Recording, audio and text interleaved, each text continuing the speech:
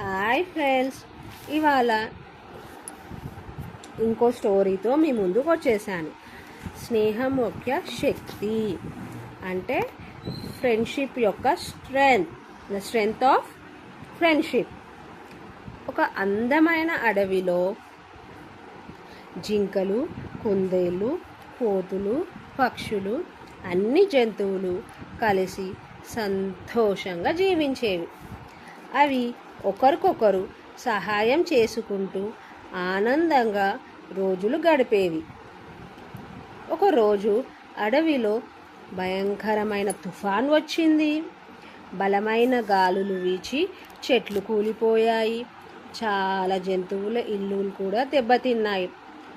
అప్పుడు జింకలు కూలిన కొమ్మలను తొలగించాయి.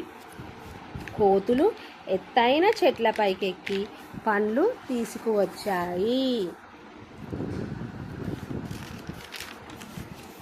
పక్షులు దూర ప్రాంతాల నుంచి సురక్షితమైన స్థలాలను గుర్తించాయి. కుందేళ్ళు చిన్న జంతువులకు ఆశ్రయం కల్పించాయి. అందరూ కలిసి పనిచేయడంతో కొద్ది రోజుల్లోనే అడవి మళ్ళీ అందంగా మారిపోయింది.